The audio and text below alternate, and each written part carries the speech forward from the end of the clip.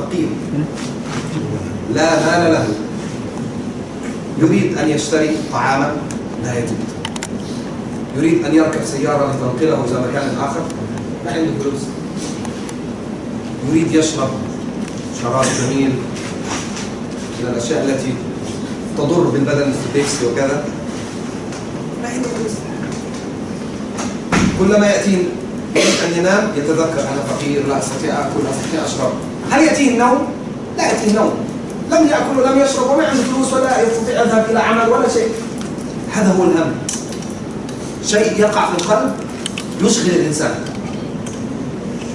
إذا جاءك هم كما قال النبي عليه الصلاة والسلام من كانت الآخرة هم، إذا جاءك الهم ستأتيك الهمة. هذا الرجل إذا مر عليه يوم يومين وثلاثة لا يأكل ولا يشرب ولا يفعل شيء، لابد يبحث عن طريقة لكسب المال، لابد، لا يستطيع أن يبقى هكذا، وإلا سنصلي عليه الفجر في البقيع في المسجد ولا تنرح.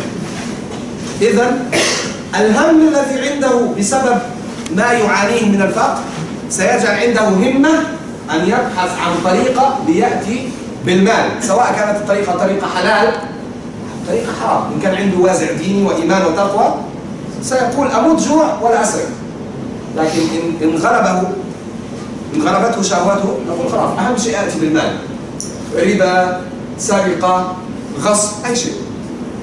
إذن هذا هو الهم، فالهمة تتولد من الهم. إذا لم يكن عندك هم، إذا لم يكن عندك قلق في قلبك ونفسك، هل أدخل الجنة؟ هل أحاسب وأعذب في القبر؟ هل ألقى الله وهو عني راضي؟ هل ألقى النبي عليه الصلاة والسلام وهو بي مسرور سعيد؟ أو العكس. إذا لم يكن عندك هذا الهم لن تكن عندك همة. إذا كانت الدنيا والآخرة عندك سواء، بل ربما الدنيا عندك مقدمة، إذا كانت شهوات الدنيا عندك هي مرادك وهدفك وبغيتك، لن يكن عندك همة للآخرة، سيكون عندك همة للدنيا وملذاتها وشهواتها. إذا متى تأتيك الهمة؟ إذا جاءك قبلها الهم. إذا طرق باب بيتك الهم، إذا فتحت ستجد الهمة. إذا لابد من هم لتأتيك الهمة. فمبدأ الهمة هم يقع في القلب يقلق صاحبه حتى تصير عنده همة. إذا هذه الهمة. والسؤال هل جاءك الهم؟ لا تجبني، لكن أجد نفسك. ما الذي تفكر فيه قبل أن تنام؟ وما الذي تفكر فيه إذا استيقظت؟ ماذا سأأكل اليوم؟ متى سنلعب الكرة؟ هل سنفوز في مهرجان ثقافات الشعوب؟ إذا كان هذا الهم فأبشر، ستأتيك الهمة، لكن همة بهذه الأشياء. أما إذا كان الهم قبل أن تنام، اليوم ما رجعت وردي من القرآن، اليوم لم أحفظ الأبيات من النظم الذي أحفظه، اليوم كان تسميعي للشيخ في الحرم غير جيد، غدا إن شاء الله لابد أن أتقن حفظي بعد الفجر. إذا كان هذا هو همك قبل أن تنام، وإذا استيقظت فأبشر، ستأتيك الهمة التي تقودك إلى رضا الله سبحانه وتعالى. والهمة توصف بعلو وسفول. سفول يعني من الأسفل، وعلو معروف عالية. فكل واحد منا لابد أن يكون عنده همة، إما همة عالية وإما همة سافلة. الهمة العالية تتعلق بالآخرة، تتعلق بالله وبالجنة، والهمة السافلة تتعلق بالدنيا وبشهواتها وملذاتها. فإذا نحن أنا وأنتم بين أحد رجلين، إما رجل صاحب همة عالية وإما رجل صاحب همة سافلة. طيب، هل حثنا الله ورسوله على علو الهمة أو لا؟ حثنا الله سبحانه وتعالى ورسوله على علو الهمة؟ نحن الآن نريد نتكلم عن الهمة. طب ممكن واحد يقول الهمة ليست مهمة، لماذا ليست موجودة؟ قل ما في لا دليل من القرآن ولا من السنة يدعونا إلى علو الهمة. خلاص لماذا نحن نضيع الوقت حول كلام الهمة؟ فنحن الآن نريد أن نؤكد أن الهمة مهمة، فيجب أن نأتي بأدلة من القرآن والسنة تدل على أن علو الهمة شيء مطلوب مرغب فيه شرعا، حتى نعتقد أن الوقت الذي نمضيه الآن وننفقه من أعمارنا سيسجل عند الله، لأننا نتكلم في موضوع يرضي الله سبحانه وتعالى. طبعا ليس من الشرط ولا من اللازم أن تأتيك آية يا أيها الذين آمنوا عليكم بالهمة العالية، ليس هذا شرطا وليس هذا موجودا في عموم أحكام الشريعة، ولكن ينبغي أن تأتي نصوص تدل بعمومها على أهمية الهمة، وهذا ما سنتكلم بصدده. نبدأ أولا بكتاب الله. أمر الله في أكثر من موضع في كتابه بالمسارعة والمسابقة إلى الخيرات، هذه هي الهمة. إذا لم تكن عندك همة هل تسارع إلى الخيرات؟ لا تسارع. طيب من يذكر لنا آيات تدل على المسارعة إلى الخيرات؟ وله هدية، جئت ببعض الكتيبات لتغير الجو وتنشط الحضور. يقول الآية والسورة التي تذكر فيها الآية حتى يكون أصعب شوية، لأن لو قلنا الآية فقط ممكن كل الناس يرفع يديه، لكن نصعب شوية. أو أجيب أنا وآخذ الكتاب، ما عندي إشكالية. طيب شيخ أحمد، ها ماذا يقول بعض الله السؤال؟ وسارعوا إلى مغفرة. نعم، وسارعوا إلى مغفرة من ربكم وجنة عرضها السماوات. طيب هذه واحدة، حتى قد وفينا بالوقت. طيب آية ثانية، تفضل. من ربكم وجنة عرضها كعرض السماء والأرض. طيب في أي سورة؟ أحسنت، بقص.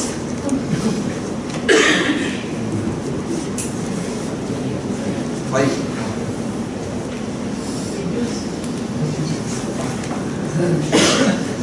طيب أيضا في آية وإن لم تكن أمر بالمسارعة، لكن وصف الله أنبياءه بأنهم يسارعون، كما قال الله عز وجل في سورة طه: وما أعجلك عن قومك يا موسى قال هم أولئك على أثري وعجلت إليك ربي لترضى. إذا الأنبياء كانوا يسارعون، إنهم كانوا يسارعون في الخيرات ويدعوننا رغبا ورهبا، في وصف مجموعة من الأنبياء. إذا المسارعة والمسابقة هي شيء وجزء من علو الهمة. أيضا من الآيات الدالة على فضل علو الهمة أمر الله لنبيه عليه الصلاة والسلام أن يتشبه بالأنبياء. أولئك الذين هدى الله فبهداه مقتدي. أمر الله نبيه أن يهتدي بأنبيائه. لماذا؟ لأن الأنبياء لا سيما أولو العزم الخمس هم أكثر الأنبياء علو همة، ومن قرأ سيرتهم وطالع أخبارهم عرف ذلك بوضوح. ومن هم أولو العزم الخمسة؟ نريد حتى يكون السؤال صعب شوي. من هم أولو العزم الخمس؟ وفي كم آية ذكروا في كتاب الله هم الخمسة؟ في آيتين في أي سورة؟ وما هما الآيتان؟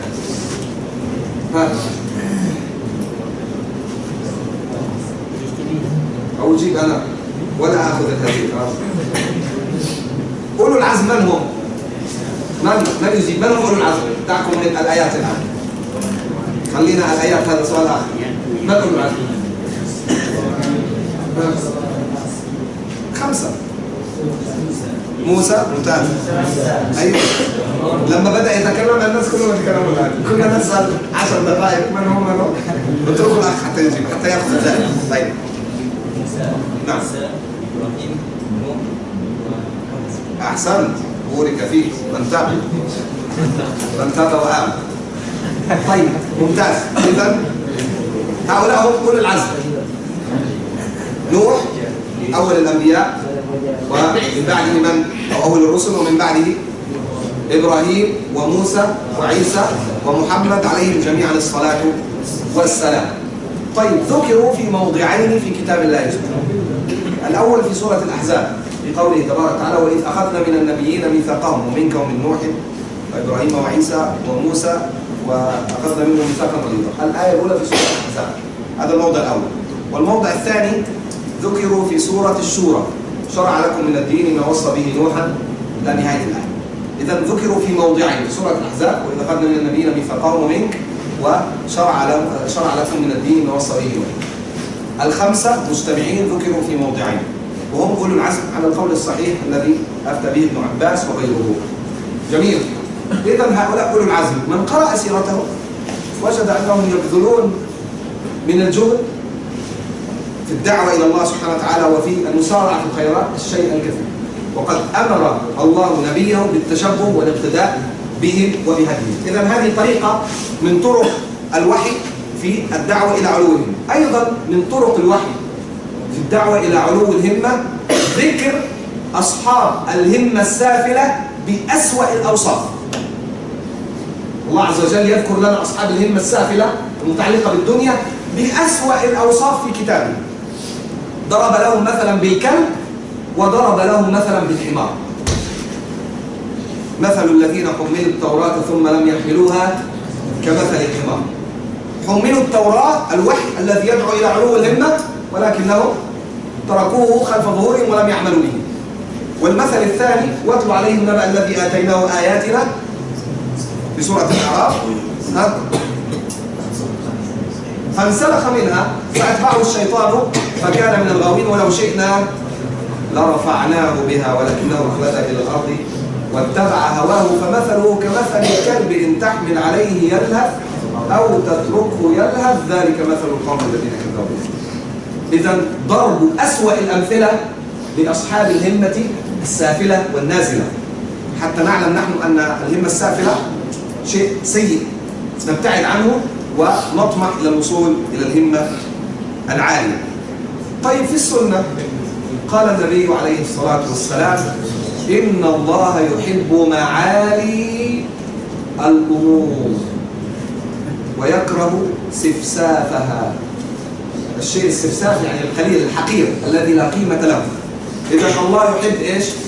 معالي الأمور ويكره سفسافها. وقال النبي عليه الصلاة والسلام: إذا سألتم الله الجنة فاسألوه الدخول عند باب الجنة. لا، لم يقل هذا، إنما قال: فاسألوه الفردوس فإنها أعلى الجنة وأوسط الجنة وسقفها عرش الرحمن. إذا هذا حث على طلب علو الهمة. لا تسأل الله أن يدخلك الجنة فحسب، بل اسأله أعلى شيء في الجنة حتى تكون همتك عليه حتى في الدعاء. تسأل الله سبحانه وتعالى الفردوس الأعلى فإنه أعلى الجنة وأوسط الجنة وسقفه عرش الرحمن كما أخبر النبي الإمام عليه الصلاة والسلام. إذا هذه طرق الوحي للدعوة إلى علو الهمة والتنفير والتخويف من سفول ودنو الهمة. هذا كلام مختصر عن الهمة. ننتقل للكلام عن العلم الشرعي، وأخونا الفاضل مصطفى معاذ وفقه الله وسدده وهم أنه كان معكم بالأمس وكلمكم حول العلم والتأصيل العلمي، صح؟ نسأل الله أن ينفعكم بما سمعتم منه وأن يجعله في ميزان حسناتكم يوم يلقاه. طيب، دعونا نتكلم عن فضل العلم إجمالا وحكم تعلمه، ونقصد بالعلم هنا العلم الشرعي. عليكم السلام عليكم ورحمة الله. نقصد بالعلم العلم الشرعي. نريد نتذاكر سويا فضل العلم الشرعي في الكتاب والسنة.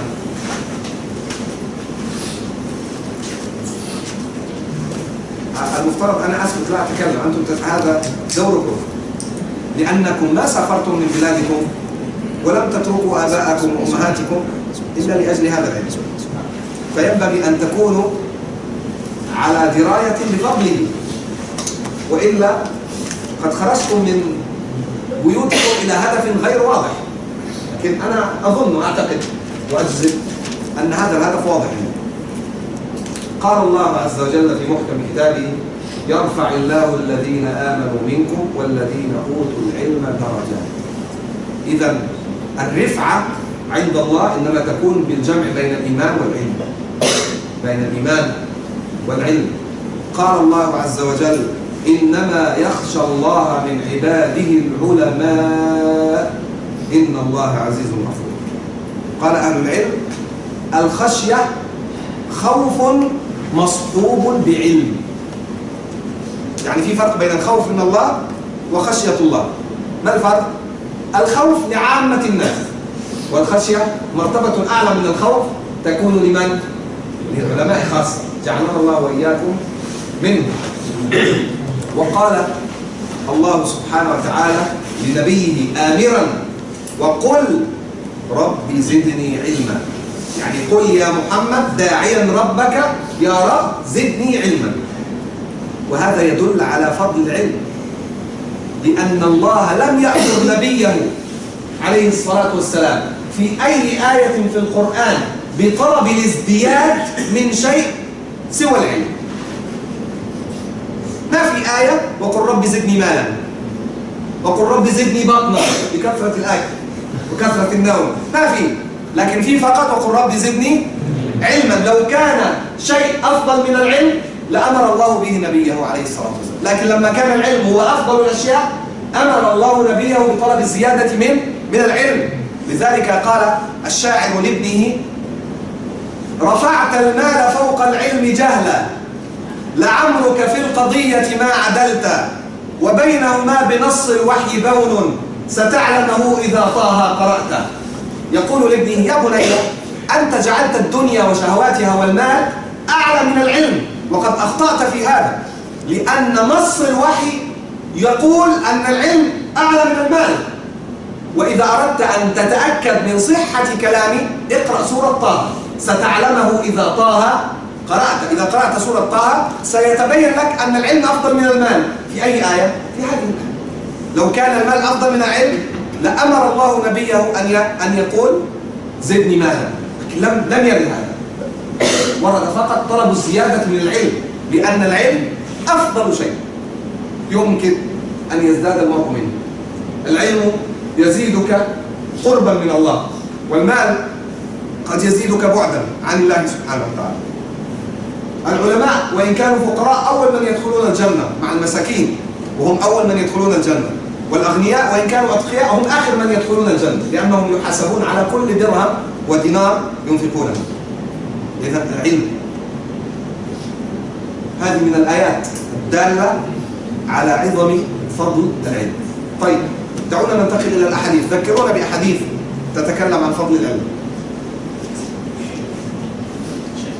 تفضل. أحسنت. في صحيح مسلم حديث ابن عباس: نعم، من سلك طريقا يلتمس فيه علما سهل الله له به طريقا إلى الجنة. أنتم يا شباب وفقكم الله، بارك فيكم، سدد على الحق خطاكم، سلكتم مشيتم في طريق أوله هنا وآخره في الجنة، بشرط إذا صلحت النية. هذا الحديث لو جعلناه فقط هو موضوع الدرس لكفى. عظم هذا الحديث وفضله نفهمه من قول النبي عليه الصلاة والسلام: من سلك سهل. لأن النبي عليه الصلاة والسلام لم يقل من سلك طريقا يلتمس فيه علما فأصبح عالما كبيرا مفتيا سهل الله به طريقا جل. لا، لم يقل هذا. وإنما رتب الأجر والثواب على أي شيء؟ على مجرد مشيك في الطريق فقط. يعني كل واحد منا الآن إن أخلص لله في مجيئه إلى هنا فيدخل في هذا الحديث. لا يحتاج أن تتخرج ولا أن تدخل ماجستير ولا دكتوراه، أنت سيسهل الله لك طريقا إلى الجنة إذا أخلصت النية في مجيئك هنا فقط. وأي شيء أعظم من أن تتيسر لك الجنة إن كانت هي بغيتك وهدفك ومقصدك ورغبتك. جعلنا الله وإياكم من أهله. إذن هذا من أعظم ما يذكر في فضل العلم. أيضا قول النبي عليه الصلاة والسلام كما في الصحيحين من حديث معاوية بن أبي سفيان: من يرد الله به خيرا يفقهه في الدين. الشيخ له هذه الأرض واضح؟ من يريد الله به خيرا يفقهه في الدين. هذا حديث عظيم. أنا أعرف أنكم تعرفونه، لكن الذي أعرفه أيضا أنكم لم تتفكروا فيه. يعني أنت ما اسمك الشيخ؟ محمد عاش. أنت يا شيخ محمد أراد الله بك خيرا، هذا شيء يفرح ويسعد أو لا؟ اسمك؟ شيخ أحمد أراد الله به خيرا لأنه فقهه في الدين، جاء به إلى مدينة الفقه. أنت الشيخ مسلم عمير. يا أبا عمير ما فعل ابن غير. أنت يا شيخ عمير أراد الله بك خيرا لأنه جاء بك إلى مكان التفقه في الدين. وهذا الكلام كل واحد منكم ينطبق عليه، لكن لا أستطيع أسأل واحد وقت سيضيع. فهمتم يا شباب؟ أراد الله بكم خيرا، أليس هذا يكون دافع لكم على أن تبذلوا مزيد من الجهد لأجل شكر الله سبحانه وتعالى على نعمته؟ طالب العلم هذا رجل اختاره الله من ضمن ملايين الناس. كم مليون نسمة في ماليزيا؟ عدد يعني سكان ماليزيا كم شيء تقريبا؟ 30 مليون. اختار الله منهم ربما 10-15 مليون ليكونوا طلاب العلم. هذا شيء عظيم وليس بعظيم. أن تكون واحد من قليل اختارهم الله ليكونوا من جنده، ليكونوا ممن يدافعون عن شريعته، ليكونوا ممن ينصرون رسوله عليه الصلاة والسلام، ليكونوا ممن يقفون لنشر الحق ودفع الباطل. أريد من نفسي أريد منكم أن تستشعروا هذا. الله عز وجل اختارك شيخ أحمد، اختارك شيخ محمد، اختارك شيخ نصير، اختارك لتكون جند من جنوده. هذا شرف وليس بشرف. وما الذي يجب أن نفعله لنكون على قدر هذا الشرف وهذه المسؤولية يا شباب؟ يا طالب العلم لا تركن إلى الكسل، واعجل فقد خلق الإنسان من عجل، واستعمل الصبر في كسب العلوم وقل أعوذ بالله من علم بلا عمل. يا طالب العلم لا تبغي به بدلا، فقد ربحت ورب الروح والقلم، وقدس العلم واعرف قدر حرمته، في القول والفعل والآداب فالتزمي، واجهد بعزم سني لا انثناء له، لو يعلم المرء قدر العلم لم ينم. أنتم يا شباب جيء بكم لهذه المهمة، قد رشحوك لأمر لو فطنت له، فاربع بنفسك أن ترعى مع الهمل. جيء بك لتكون جند في صف جيش الله سبحانه وتعالى. جيء بك لتعلم الناس، لتهدي الضال إلى سواء الصراط. فإذا بك ترعى أنت مع من ضلوا عن سواء الصراط. أي خسارة هذه؟ أي ضياع هذا؟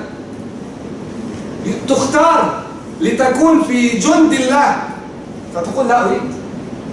ما في أحد يقول بلسانه لا أريد، لكن أفعالك تدل على أنك لا تريد. إذا كان يؤذيك برد الشتاء وحر المصيف ويبس الشتاء ويلهك حسن جمال الربيع، فأخذك للعلم قل متى. إذا كان يؤذيك حر المصيف ويبس الخريف وبرد الشتاء ويلهك حسن جمال الربيع، فأخذك للعلم قل متى. إذا الليل في الشتاء بارد فتنام كثيرا لأجل البرد، والصيف حار والمكيف خربان فتنام، عندما ترجع أنت في إجازة، وعندما يكون الجو ممتاز تخرج لتتنزه في الحدائق، ما تطلب العلم، ثم تقول أنا أريد أن أكون من جند الله، أريد أن أكون ممن يدافعون عن شريعة الله. ليس الكلام كلام اللسان، الكلام الحقيقي كلام الفعل. كل الناس يستطيع أن يتكلم. لولا المشقة ساد الناس كلهم، الجود يفقر والإقدام قتال. كل الناس يستطيع يقول أنا كريم، لكن إذا وجد فقيرا يضع يده على جيبه حتى لا يخرج ريالا.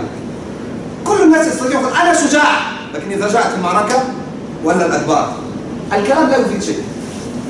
يا أيها الذين آمنوا لم تقولون ما لا تفعلون، كبر مقتا عند الله أن تقولوا ما لا تفعلون. سهل الكلام، سهل يا شباب، كل واحد يستطيع يتكلم، لكن عند مجيء الفعل يتبين لك الصادق من الكاذب. وكل يدعي وصلا لليلى وليلى لا تقر لهم بذاك، إذا اختلطت دموع في خدود تبين من بكى ممن تباكى. كل الناس يستطيع يمثل صوت من يبكي، لكن الذي ينزل منه دموع هو الباكي الحقيقي، وإلا كل الناس يستطيع يسمعك صوت البكاء. إذن لابد أن تعرف لماذا تبكي، وما الذي تريد، وما الطريق الذي يوصلك إلى ما تريد. كنا نتكلم عن فضل العلم في سنة النبي عليه الصلاة والسلام، ذكرونا. قال النبي عليه الصلاة والسلام كما في سنن الترمذي وغيره: من خرج في طلب العلم فهو في سبيل الله حتى يرجع. أنت في سبيل الله إذا خرجت لطلب العلم حتى ترجع، فإن رجعت نلت الأجر والذكر. الأجر من الله والذكر عند الناس، الذكر الحسن. وإن لم ترجع نلت الأجر والذكر أيضا. الأجر عند الله والذكر عند الناس. ومن يهاجر في سبيل الله يجد في الأرض مراغما كثيرا وسعة. إذن أنت خرجت لهدف، فلا بد أن تكون حياتك كلها تدور حول هذا الهدف. حياة طالب علم، حياة طالب علم ينام مع العلم، يأكل مع العلم، يلعب أحيانا لا بأس مع العلم أيضا. هو مع العلم أينما كان، والعلم معه أينما كان. هذا شيء من فضائل العلم الذي جئنا لأجله وتركنا آباءنا وأمهاتنا لأجل تحصيله. فماذا نحن فاعلون؟ تعالوا بنا ننتقل إلى النقطة الأخيرة، وهي صور من حياة السلف الصحابة والتابعين وأتباع التابعين وغيرهم من العلماء، لنرى كيف فهموا قضية الهمة وفضل العلم، وكيف طبقوا هذا الكلام. نحن الآن تكلمنا كلام نظري حول الهمة وحول العلم، ذكرنا أبيات، ذكرنا آيات، حديث. نريد أن نرى صور عملية طبقوا هذا الكلام، طبقوا هذه الأحاديث وهذه الأبيات، وطبقوا هذه الآيات. ذكر الإمام البخاري في صحيحه أن جابر بن عبد الله بن حرام رضي الله عنه وعن أبيه سافر إلى الشام، سافر من المدينة إلى الشام. الشام إذا أطلقت طبعا لا يقصد بها بلد واحدة، بل يقصد مجموعة من البلاد. الشام يبتدئ بسيناء بالمصر إلى لبنان، مرورا بسوريا والأردن وفلسطين، كل هذه تسمى الشام. طيب،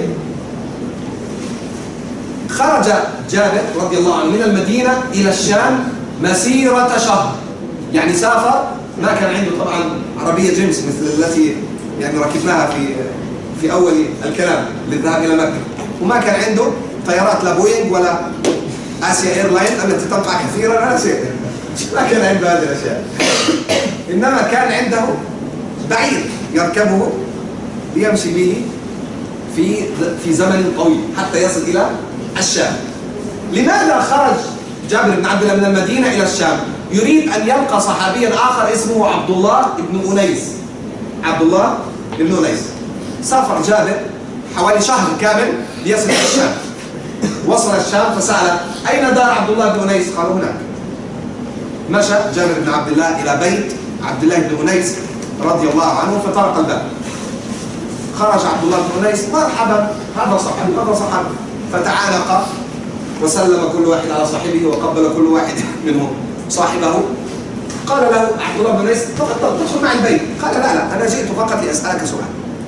في حديث سمعته أنا من النبي عليه الصلاة والسلام لم يبق أحد حي سمعه غيرك أنت، أنا وأنت فقط سمعه، فأريد أن تذكرني به. أي حديث؟ حديث كذا وكذا، وتكلم ذكر له الحديث عبد الله بن أنيس. فتأكد جابر أنه ما زال يحفظ الحديث حفظا قويا، قال له السلام عليكم، سأرجع للمدينة. ثم ركب ورجع.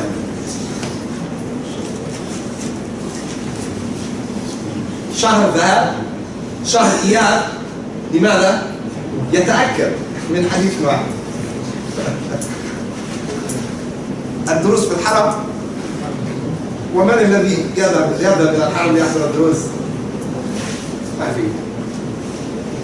الدروس في الجامعة والإخوة في السكن نائمون ويحضرون إلى القاعة المتأخرة.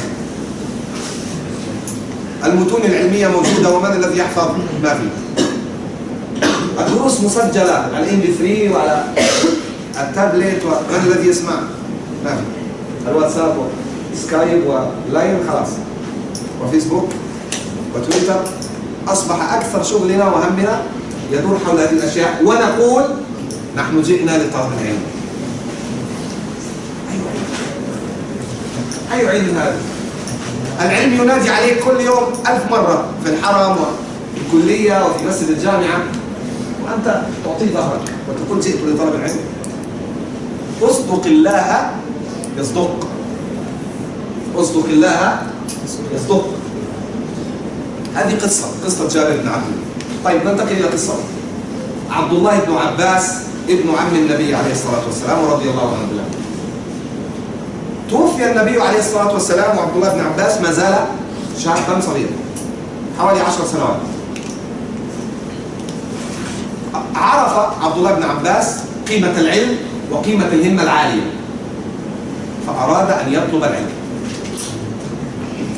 فكان يذهب إلى بيوت كبار الصحابة كزيد بن ثابت وأبي بن كعب، فيجده نائم القيلولة بعد الظهر، فيستحي أن يطرق الباب، هذا وقت نوم وراحة. فماذا يفعل؟ ينام أمام الباب، حتى إذا خرج لصلاة العصر يجد عبد الله بن عباس نائم على الباب في الشارع، نائم على باب البيت من الخارج. فيخرج أبي بن كعب أو زيد بن ثابت فيحزن، يقول له: يا ابن عم رسول الله، لو أذنت لي لجئت إلى عندك، أنا الذي أتيك، أنت ابن عم النبي عليه الصلاة والسلام، صغير نعم، لكن ابن عم النبي عليه الصلاة والسلام ويجب أن يكرم. أخبرني وأنا أتيك لأعلمك. فيقول له عبد الله بن عباس: هكذا أمرنا أن نفعل بعلمائنا، العلم يؤتى إليه ولا يأتي. ونحن لا نطالب أحدا أن ينام أمام بيوت المشايخ، هذا غير مطلوب. أخاف بس الشيخ غدا ينام أمام بيت الشيخ العباد، لا نريد هذا، لكن فقط نريد أن تحضر الدروس بس، هذا سهل. لا نريد منك أن تترك التابلت والMP3 والجوالات الحديثة لترجع تتعامل بالتليفون الذي له سلك، هذا لا نريد، لكن نريدك أن تستخدم هذه الأشياء غالب وقتك فيما يوصلك إلى هدفك. لا نريد منك أن تخلع النعل وتمشي حافيا كما كانوا يمشون أحيانا، وهو من السنة أن يحتفي المرء أحيانا. لا نريد منك أن تلبس أفضل نعل وأفضل تقية وأفضل ثوب، لكن تبذل هذا الثوب وهذه التقية في طلب العلم. فقط هذا المطلوب منك، سهل ميسر على من يسره الله، تستعين به. قصة ثانية أو ثالثة، مجد الدين، أو نترك مجد الدين في الآخر لأنه يعني متأخر، نتكلم عن من هم أسبق منه. بقي بن مخلد. بقي بن مخلد هذا الرجل كان في الأندلس. أين الأندلس الآن؟ ما في أندلس طبعا، لكن أين موقع الأندلس؟ إسبانيا فقط؟ أحسنت. والبرتغال وفقط؟ لا، وجنوب فرنسا، كل هذه كانت الأندلس. تسمى عند الجغرافيين شبه جزيرة أيبيريا. البرتغال وإسبانيا، إسبانيا ثم البرتغال فوقها، وأجزاء من جنوب فرنسا. كل هذه حكمت بالإسلام كم سنة؟ 20 سنة؟ 100 سنة؟ 200 سنة؟ 400 سنة؟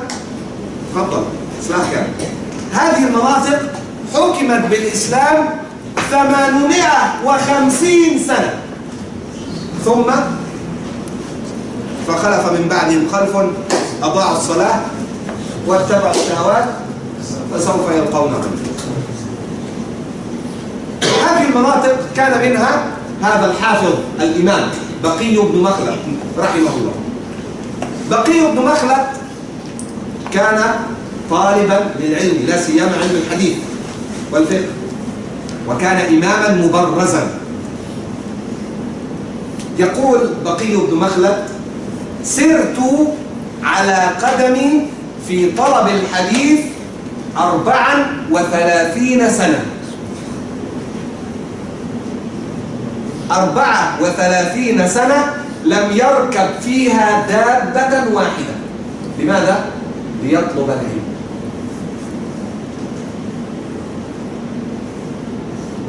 نحن لا نقول لك امشي على قدمك سنتين ولا سنة واحدة ولا شهر، اركب السيارة لكن اطلب العلم. طيب، ما هي رحلات بقي بن مخلد؟ نذكر رحلة واحدة فقط من رحلات بقي بن مخلد رحمه الله، رحلة واحدة فقط في طلب العلم. هذه الرحلة خرج فيها من الأندلس. الأندلس في أي قارة يا شباب؟ ها؟ أوروبا. طيب، خرج من قارة أوروبا فسافر إلى قارة آسيا، ثم من قارة آسيا ينزل مباشرة على المغرب. أول دولة من جهة الأندلس إلى قارة آسيا، ثم بعدها إلى الجزائر، ثم بعدها إلى تونس، ثم بعدها إلى ليبيا، ثم بعدها إلى مصر، ثم بعدها إلى فلسطين.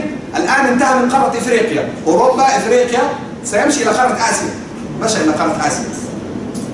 قارة آسيا يصل مباشرة إلى فلسطين، ثم الأردن، ثم العراق. يريد أن يلقى الإمام أحمد بن حنبل. هذه رحلة واحدة فقط، رحلة واحدة فقط، يريد فقط يلقى الإمام أحمد. وقصة جميلة، لما وصل إلى بغداد عاصمة الخلافة العباسية سأل عن الإمام أحمد، فقالوا الآن في فتنة تسمى فتنة خلق القرآن، والإمام أحمد منع من التدريس. منع من التدريس، لا كان عنده موبايل ولا شبكة موبايل ولا زين ولا شيء، لم يستطع أن يعرف الخبر حتى وصل إلى بغداد. ماذا يفعل الآن؟ لو واحد منا وصل إلى بغداد وسمع هذا الخبر ربما يموت مباشرة في مكانه حزنا. كل هذا السبب للإمام أحمد، والإمام أحمد خلاص ما في دروس، ما في سماع، ما في لقاء. هذا شيء صعب أو سهل؟ صعب جدا على النفس. فقال: أين بيت الإمام أحمد؟ قالوا له: هذا بيت الإمام. ذهب إلى بيت الإمام أحمد وطرق الباب. خرج له الإمام أحمد، قال له: ادخل. من أنت؟ قال: أنا رجل جئتك من مكان بعيد. فقال له: من إفريقيا؟ قال: لا، من أبعد، جئتك من الأندلس.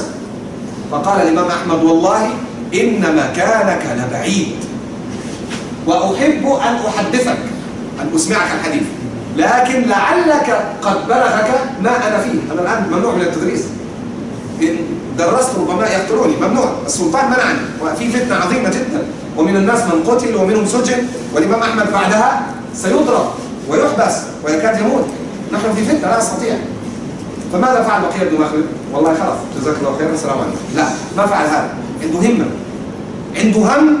هذا الهم دفعه لأن يسافر من الأندلس إلى بغداد، فلا يستطيع أن يرجع مرة أخرى. لا بد أسمع من الإمام أحمد. ماذا فعل؟ قال له بقي: طب أنا عندي فكرة، ممكن تسمع مني؟ قال: تفضل. قال: كل يوم آتيك في ملابس الفقراء والمساكين الذين يطلبون ريال لله سبحانه وتعالى، كما نجد عند الحرم أحيانا، ربما موجود في بلادنا، موجود في مصر لمن سافر مصر. طيب، ما رأيك؟ آتيك أطلب منك كأني مسكين فقير، أطلب منك الأجر، أعطيني دينار لله، أنا مسكين، فأدخل عندك الدار وتسمعني كل يوم حديث أو حديثين وأخرج. ما رأيك؟ خلاص. قال الإمام أحمد: وافق، لكن بشرط لا تحضر الدروس في المساجد حتى لا يعرف الناس أنك طالب علم. فكان بقي بن مخلد كل يوم يأتي الإمام أحمد في ثياب مقطعة وقديمة ويربط على رأسه شيء ويقول لله يا محسنين أعطوني ريال أو دينار، ويدخله الدار ويسمعه الحديث حتى مات المعتصم ورفعت الفتنة وأصبح الإمام أحمد إمام أهل السنة. فكان الإمام أحمد يحكي قصة بقي بن مخلد للناس، يقول هذا طالب علم جاء من الأندلس وفعل كذا وكذا وكذا. هذا بقي بن مخلد رحمه الله رحمه الله. يحيى بن معين أبو زكريا إمام علم الرجال، إمام الجرح والتعديل بحق رحمه الله. يحيى بن معين كان صديقا للإمام أحمد رحمه الله. يقول يحيى بن معين: ترك لي أبي 1000 دينار. 1000 يعني كم يا شباب؟ 1000 يعني كم؟ يعني مليون. ستوجوتا مليون دينار. قال ترك لي، أبوه مات وترك له الميراث 1,000,000 دينار. ماذا فعل فيها؟ اشترى سيارة، بيت جميل، جوال حديث؟ لا، قال فأنفقتها كلها في طلب العلم. 1,000,000 دينار كلها ذهبت فين؟ فأنفقتها كلها في طلب العلم حتى بعت نعلي. نعله كمان باعه، ما عنده نعل كمان، لأجل أن يطلب الحديث. قال عبد الرحمن القاسم العتكي صاحب الإمام مالك: أفضى طلب الحديث للإمام مالك إلى أن نقض سقف بيته فباعه. يعني الإمام مالك أنفق ماله كله على طلب العلم فنفذ المال، ماذا يفعل؟ سقف البيت يصنع قديما من الخشب، فنزل هذا السقف وباعه، يعني بيته ما في سقف. لماذا؟ لأجل أن يطلب العلم. عبد الرحمن القاسم هذا العتكي من أشهر أصحاب وأوثق أصحاب الإمام مالك، ماذا فعل؟ قال: لزمت مالك 17 سنة لم أبع فيها شيئا ولم أشتريه. 17 سنة لا أعرف شيء إلا درس الإمام مالك. فالآن صار عبد الرحمن القاسم العتكي المصري هو أوثق أصحاب الإمام مالك.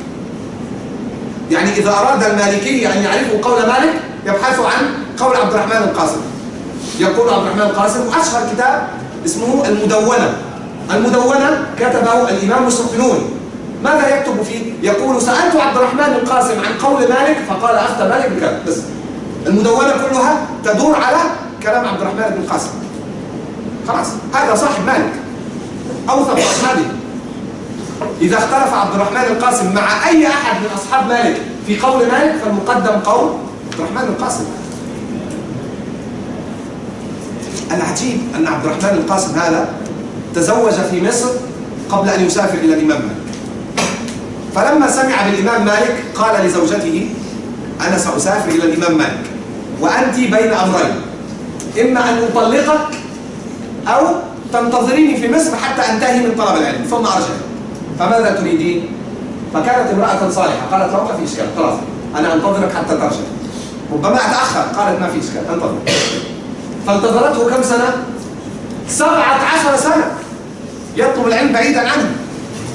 نحن الآن 4 سنوات وتقول زوجتي أريد أتي بها، كيف تكون مشكلة، وبعضهم يترك الجامعة لأجل أن يرجع لزوجته. هذا 17 سنة وهو جالس في بيت في مجلس الإمام مالك.